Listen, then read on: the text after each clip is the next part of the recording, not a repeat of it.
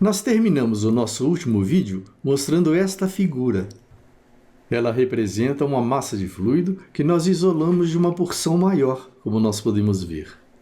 Existem dois tipos de forças que podem atuar sobre ele. Um deles é representado pelas forças que podem atuar sobre a superfície da massa fluida. Vamos chamá-las de forças de superfície. Nós podemos ver que elas podem ser tangenciais à superfície ou normais a ela.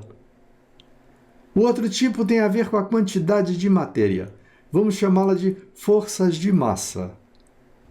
É necessário que essa massa esteja imersa num campo de forças, como no campo gravitacional. Então elas podem ser chamadas também de forças de campo. Neste caso, a força de campo vai ser o peso próprio. Nós vimos alguma coisa sobre as forças de superfície no nosso último vídeo. Quando uma força tangencial era aplicada sobre a placa superior, o fluido entre as placas era deformado e a relação entre a força e a área era chamada de tensão tangencial ou tensão de cisalhamento. Agora vamos considerar este caso em que uma força normal é aplicada sobre a placa superior. A relação entre a força e a área, aqui expressa na forma diferencial, é chamada tensão normal ou pressão. Nós vamos começar a ver nesse vídeo como que a pressão varia na atmosfera e no interior de líquidos. Nós vamos começar encontrando uma expressão geral que nós chamaremos de equação fundamental do equilíbrio estático. Para isso, vamos considerar uma massa genérica de fluido referida a um sistema de eixos coordenados x, y, z. O eixo do z está na vertical. Os eixos x e y estão na horizontal. São genéricos e são perpendiculares um ao outro.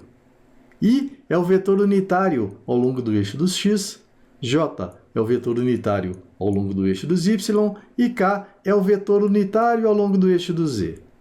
Agora, vamos considerar um ponto P.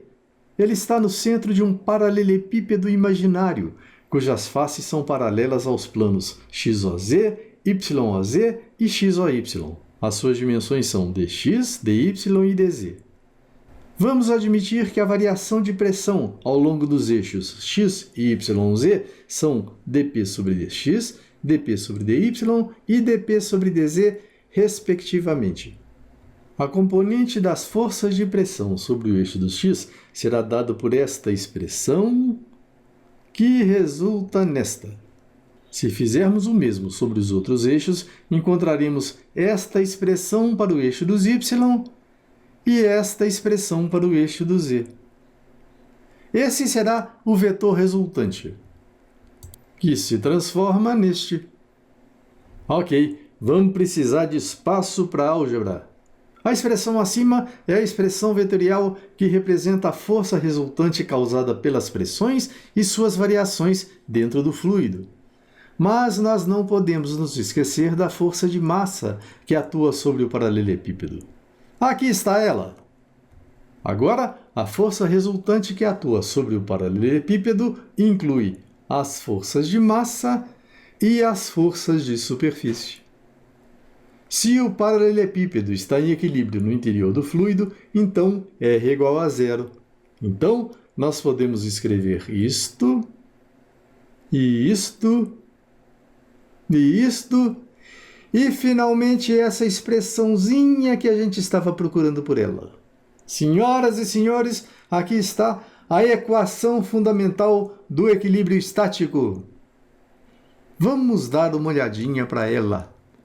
Em condições normais, não tem variação de pressão sobre o plano horizontal, quer dizer, sobre o eixo dos x e sobre o eixo dos y. Ele varia apenas sobre o eixo do z. A pressão diminui à medida que a gente sobe, e ela varia com a densidade do fluido e com a aceleração da gravidade. A integração dessa expressão depende da gente conhecer como ρ e g variam com z. Em geral, para objetivos de engenharia, nós podemos admitir que g é constante. Veja só esses valores sobre a tabela. Ok? Consideraremos g constante nos nossos estudos. Então, vamos ver como ρ varia com z.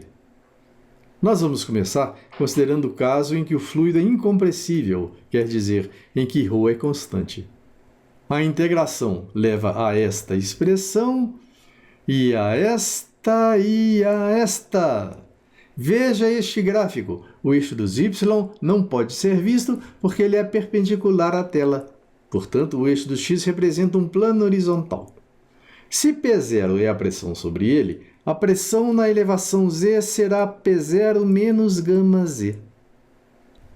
Agora, se nós considerarmos um eixo H, também vertical, mas orientado positivamente para baixo, então nós devemos escrever P igual a P'0 mais γh. Eu tenho certeza que eu vi esse negócio. Pode ser que eu esteja enganado, mas alguma coisa me diz que o Sr. Simon Stevin tem alguma coisa a ver com estas equações. Com certeza tem. Nós fizemos um vídeo neste canal falando sobre a lei de Stevin. Eu vou deixar o link na descrição. E assim a gente vai navegando no mar da mecânica dos fluidos. É ou não é divertido? No nosso próximo vídeo, nós vamos ver o que acontece nos fluidos compressíveis. Se você gostou do vídeo, não se esqueça de curtir, comentar e compartilhar. Acione o sininho para ficar sabendo de nossas novas publicações.